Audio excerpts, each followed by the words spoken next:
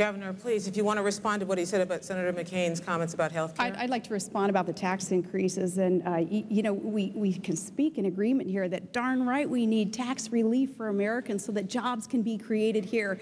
Now, Barack Obama and Senator Biden also voted for the largest tax increases in U.S. history. Barack had 94 opportunities to side on the people's side and reduce taxes, and 94 times he voted to increase taxes or not support a tax reduction, 94 times.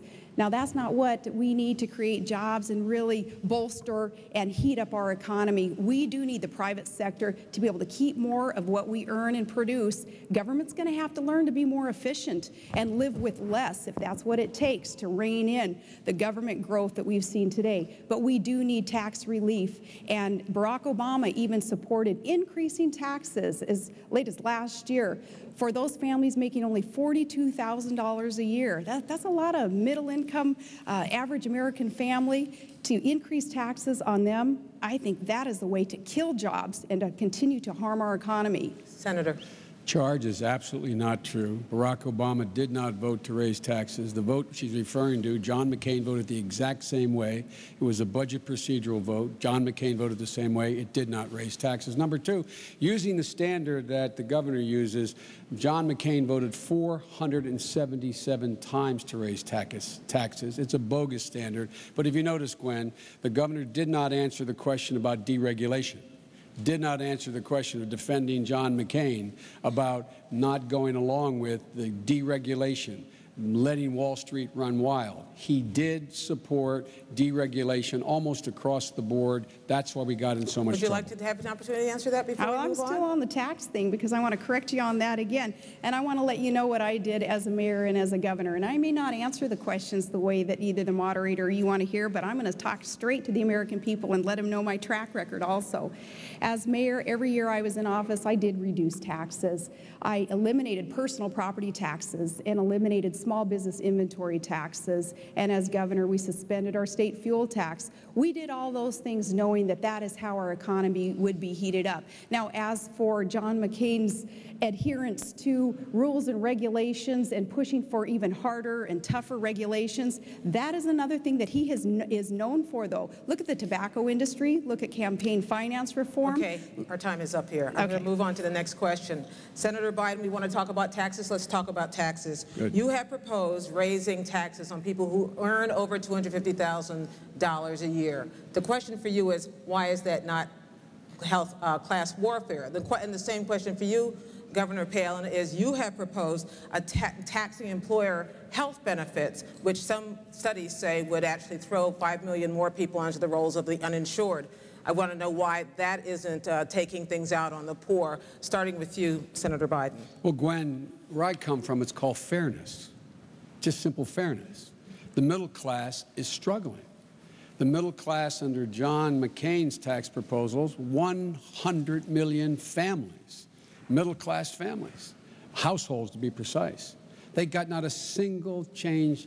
They got not a single break in taxes. No one making less than $250,000 under Barack Obama's plan will see one single penny of their tax raise, whether it's their capital gains tax, their income tax, investment tax, any tax. And 95% of the people in the United States of America making less than $150,000 will get a tax break. Now, that seems to me to be simple fairness. The economic engine of America is the middle class. It's the people listening to this broadcast. When you do well, America does well. Even the wealthy do well. This is not punitive. John wants to add $300 billion in new tax cuts per year for corporate America and the very wealthy, while giving virtually nothing to the middle class. We have a different value set. The middle class is the economic engine. It's fair. They deserve the tax breaks, not the super wealthy who are doing pretty well. They don't need any more tax breaks. And by the way, they'll pay no more than they did under Ronald Reagan. Governor?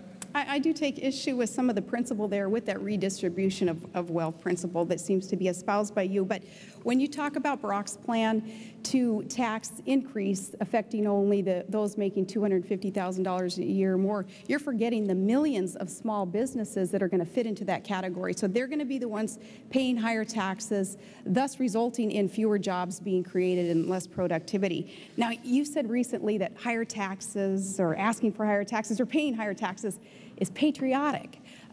In the middle class of America, which is where Todd and I have been, all of our lives, that's not patriotic. Patriotic is saying, government, you're not always the solution. In fact, too often you're the problem. So government, lessen the tax burden on the private sector and on our families and get out of the way and let the private sector and our families grow and thrive and prosper. An increased tax formula that Barack Obama is proposing, in addition to nearly $1 trillion in new spending that he's proposing, is the backwards way of trying to grow our economy. Governor, are you interested in defending Senator McCain's health care plan? I am, because he's got a good health care plan that is detailed, and I want to give you a couple of details on that.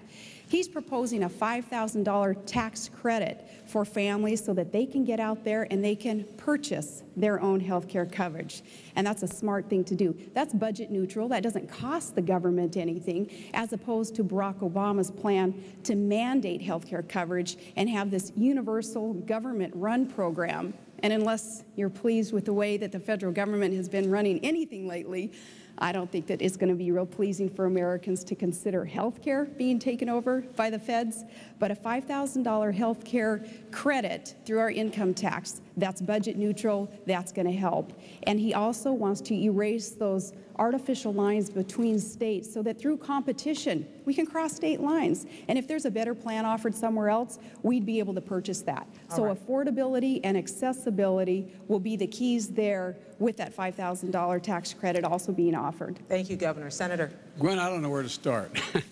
We don't call it redistribution in my neighborhood, Scranton, Claymont, Wilmington, the places I grew up, to give the fair, to say that not giving ExxonMobil another $4 billion tax cut this year, as John calls for, and giving it to middle-class people to be able to pay to get their kids to college. We don't call that redistribution. We call that fairness, number one.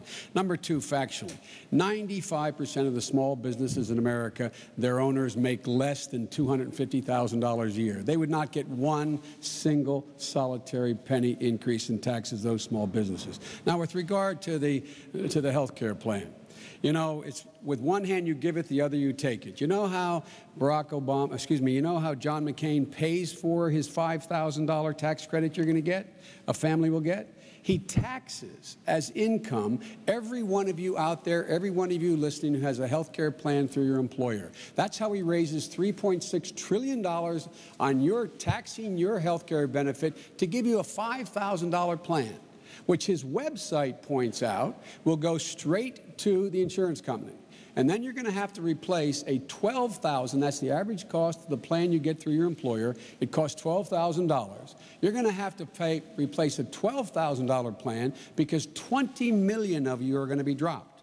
20 million of you will be dropped. So you're going to have to replace a $12,000 plan with a $5,000 check you've just given to the insurance company. I call that the ultimate bridge to nowhere. Thank you, Senator. Now,